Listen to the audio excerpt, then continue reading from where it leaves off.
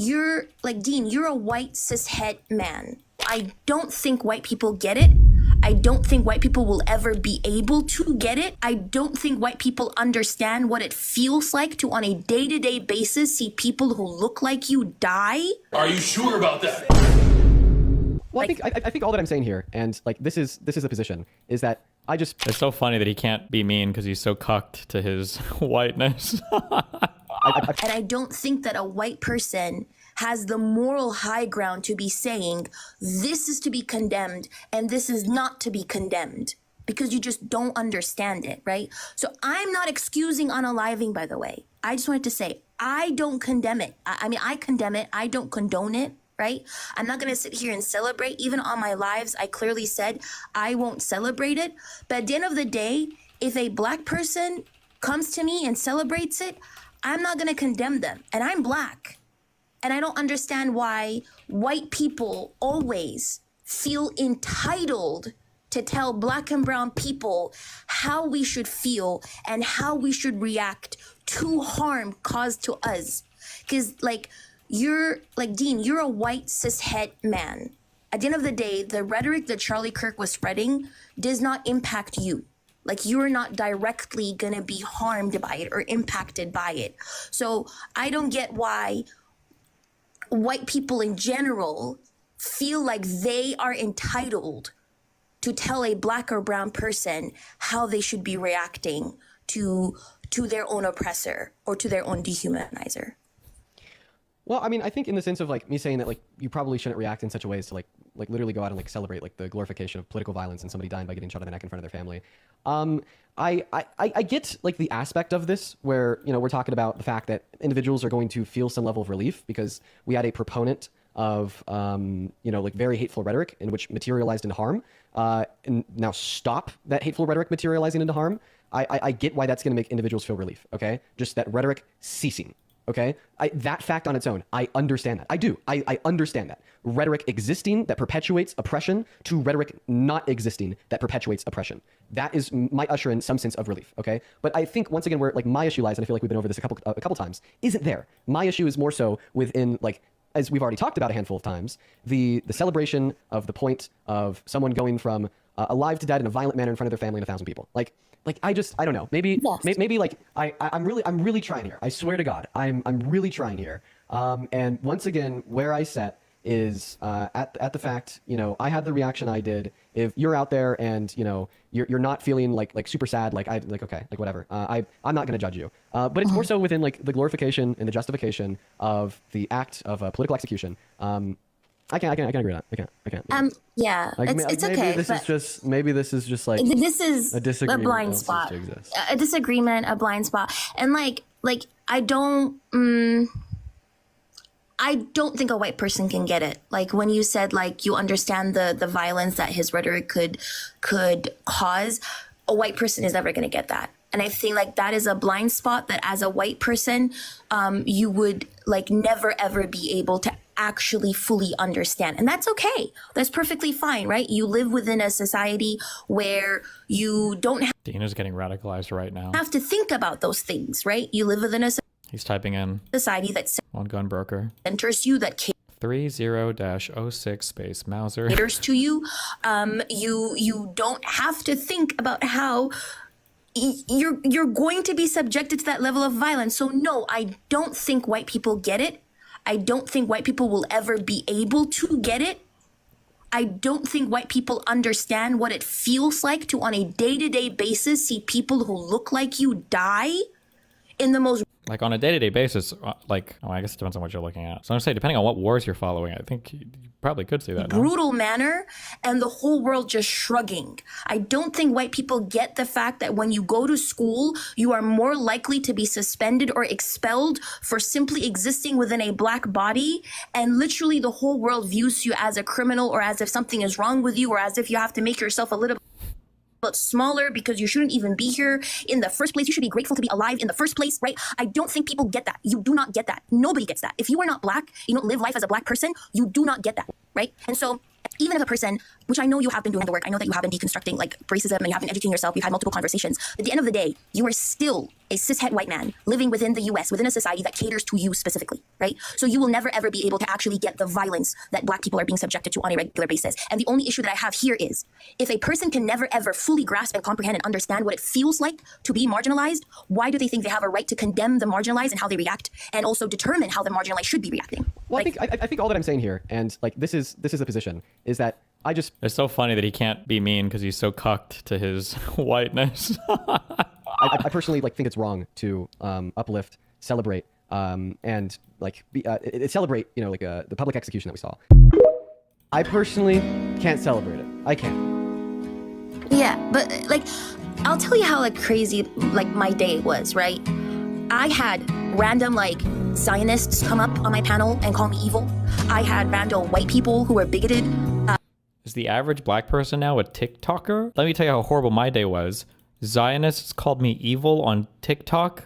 Who said slurs at the same time calling me evil and saying that I was apathetic.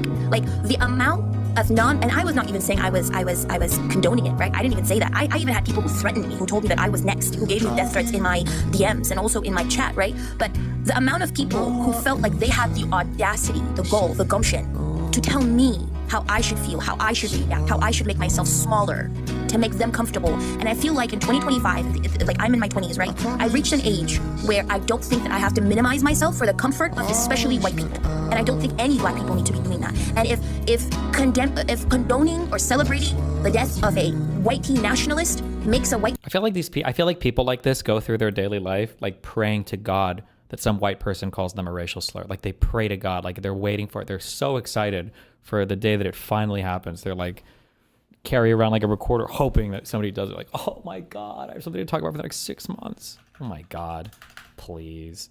The mayor is a very liberal person, was not in favor of this. And now all of a sudden she's being praised by the people in the community. Everybody wants, who doesn't want it to happen? Like in Chicago, if you took a poll, do you want to have no crime or do you want to walk outside and get mugged or killed? I mean, they're losing 6, 7, 8, 9 people every week. And 30 or 40 are being shot. That's worse than Afghanistan. That's worse. There's no city like that. You know, we hear about places like, oh, Afghanistan's so terrible. They don't have anything like that. When I had to tell in front of the president of Poland, the press, you know, we had one of the media scrums and they're screaming and everything. We're in the Oval Office. And I had to say, I'm pleased to report that nobody was shot, nobody was killed this week. And he's like, is that good? I mean, he's like, what are you talking? No, they don't have people shot every week, et cetera, et cetera. So it's a different thing. We're doing great. We'd love to save Chicago. We don't want to go into a hostile, by the way, the people will Save Chicago with the military? That's not how that works. greet us. Right. But you know, they have professional agitators. They're professional. I had one the other night. I went into a restaurant and this woman stood up. I looked at her immediately. She had money. She wasn't, they get paid for it. They're professional from Soros and other people. And we're going to look into Soros because I think it's a RICO case against him and other people. Because this is more than like protest. This is real agitation. This is riots on the street. And What the fuck are we talking about? George Soros? What? Hello? Is it 2016 again? we're going to look into that. What do we do about our country with that? Because we have radicals on the right as well. We have radicals on the left. People are watching all of these videos and cheering. Some people are cheering that Charlie was killed. How do we fix this country? How do we come back together? I'll tell you something that's going to get me in trouble, but I couldn't care less. The radicals on the right oftentimes are radical because they don't want to see crime. They don't want to see crime. Worried about the border. They're saying, we don't want these people coming in. We don't want you burning our shopping centers. We don't want you shooting our people in the middle of the street. The radicals on the left are the problem, and they're vicious. Like, this is like a call to violence. This is a support for right-wing terrorism. It's basically a call to continue on, right? You're like, violence isn't bad. It's bad violence. That's bad. Righteous violence is usually celebrated. This is like a call for basically righteous violence. People on the right rise up when they're tired of crime, when they're tired of these, you know, crazy, horrible leftists who are just trying to destroy our country. Like, that's just an unbelievable statement to make. Some people are cheering that Charlie was killed. How do we fix this country? How do we come back together? I'll tell you something that's going to get me in trouble, but I couldn't care less. The radicals on the right oftentimes are radical because they don't want to see crime. They don't want to see crime. Worried about the border. They're saying, we don't want these people coming in. We don't want you burning our shopping centers. We don't want you shooting our people in the middle of the street. The radicals on the left are the problem. And they're vicious, and they're horrible, and they're politically savvy. Although they want men and women sports, they want transgender for everyone, they want open borders. The worst... Like, imagine in the same breath as saying, like, you know, so Charlie Kirk was just assassinated, one of the largest political figures, influencer types, whatever the fuck you want to call it, organizers in the United States right now. And then in the next breath, you're talking about trans swimmers again. Like, what? Like, this is the Republican machine at work. It's to get you as upset as possible. is to constantly make you mad and angry at everything. Like, there are going to be people marching in the next civil war upset about trans people. Thing that happened to this country, because I've already solved inflation, costs it down. Look at energy costs. You're going to have $2 gasoline pretty soon. I've solved just about every problem. The worst thing that happened to our country is when we let 25 million people in, many of which, and I say 80%, should not be in our country. Did you say 25 million now? I thought it was 20 million before. Or is it increasing somehow? Or is Biden still sneaking them in? At energy costs, you're going to have $2 gasoline pretty soon. I've solved just about every problem. The worst thing that happened to our country is when we let 25 million people in, many of which, and I say... Is it, okay, it's 25 million now, okay. So the investment in our country is always increasing, but so are the illegal immigrants that came in are also retroactively increasing? 80% should not be in our country. They emptied their prisons into our country. They emptied their mental institutions, insane asylums. You don't know what that is. That's seriously, you know what that is? A mental institution on steroids, okay? They emptied out insane asylums, crazy people, into our country by the millions. And it's it's the hardest thing. You know, we have a border now that's totally secure.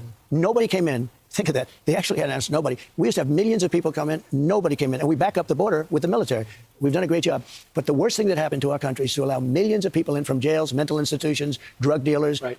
They threw them all into our country. And these stupid people, and some of them are stupid in terms of common sense, but they're brilliant in other ways. Biden wasn't calling the shots. It was the geniuses that surrounded, radical left geniuses that surrounded him. Unfortunately, he used the Resolute desk. That's the one I used. I hated that he used it, but he used it. But they called the shots.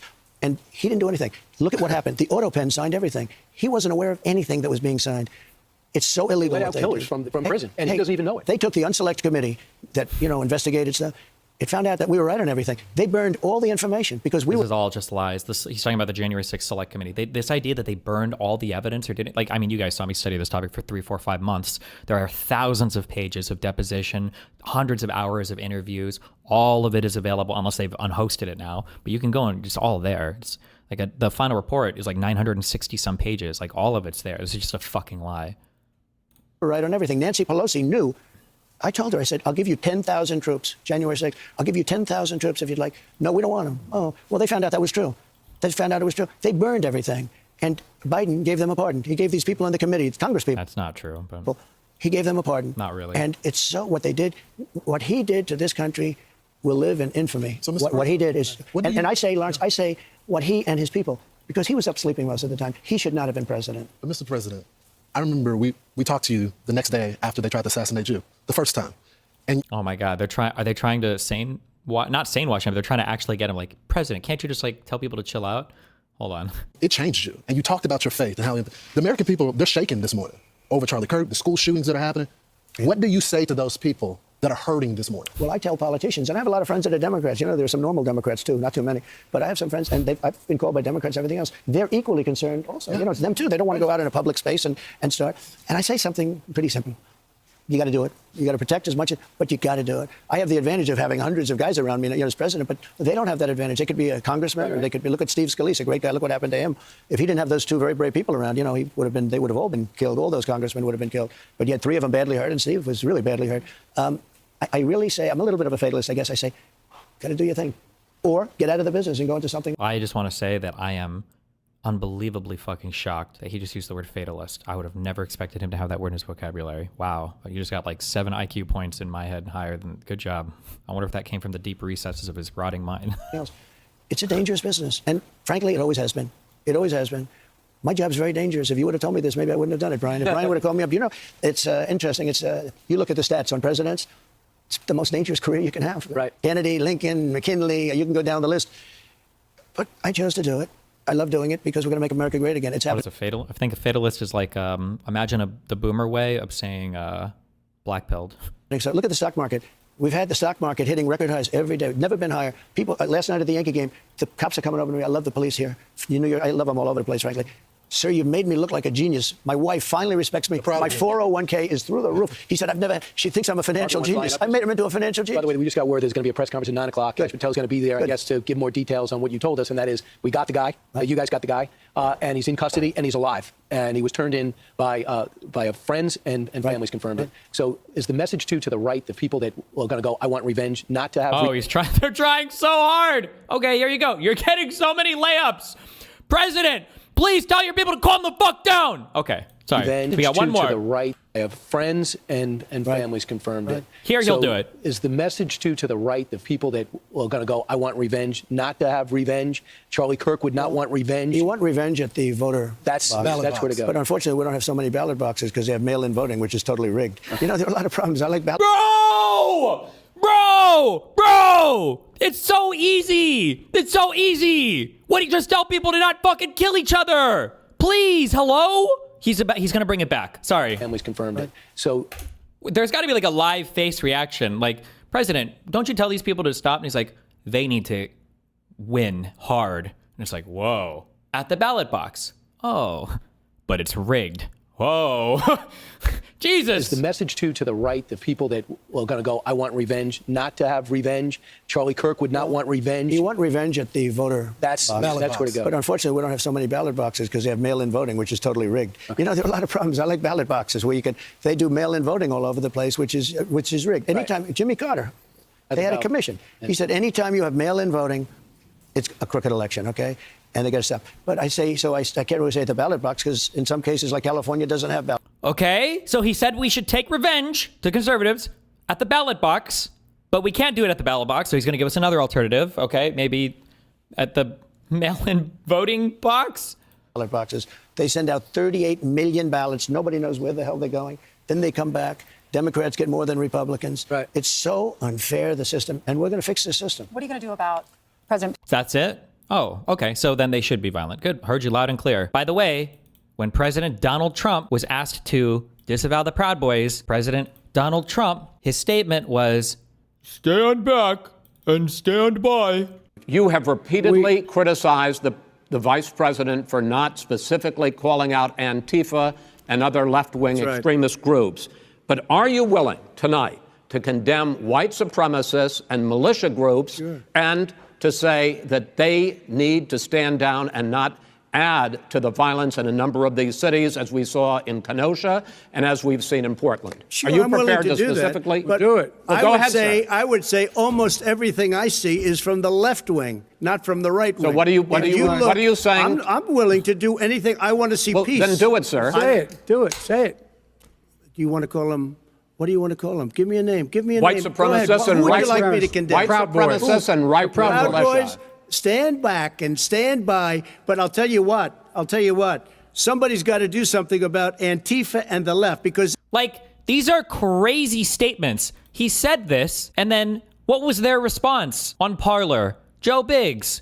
Trump basically said to go fuck them up. This makes me so happy. Enrique Tarrio, standing by, sir. Joe Biggs. President Trump told the Proud Boys to stand by because someone needs to deal with Antifa. Well, sir, we're ready. Joe Biggs. Proud Boys. Shout out at the presidential debate. That's what Trump said. That's what they heard. And then that's what they did when they made a whole ass fucking plan to break into the fucking Capitol. And when you look at the videos of who the first people into the Capitol were, who was it? It was at 10 a.m. The first group of Proud Boys gathered near the Washington Monument, about 100 of them. At 10:30 a.m., is this a video? Oh no, these are all from the indictment. They start marching towards the Capitol. At 12:53, they are the first people to break through the perimeter. And the first person who breaks into the Capitol is Dominic Pizzola, who is a Proud Boys member. He was the first person in. You can see videos of him bashing it with the fucking stolen shield. And then after all of this, Donald Trump pardons all of them. This is like, you will never have a clearer through line than that. From disavow the neo-Nazis that are following your movement. No, I will tell them to stand back and stand by. And then they will post on social media, standing back and standing by. And then they will create a plan to enact a violent riot, which they did. And then they will follow through with it, which they did, which is documented across tweets on all their signal chats and in video evidence. And then they will be charged with seditious conspiracy, which they were. And then they will be tried in court, which they were. And then they will be convicted, which they were. And then Donald Trump will come in office and pardon all of them. Pardoning people who were convicted of seditious conspiracy, where the seditious conspiracy was to overthrow the government so that you could remain in power, which you called on them to do on a public stage. Like, there will never be. And then people want to say, what about when this random TikTok account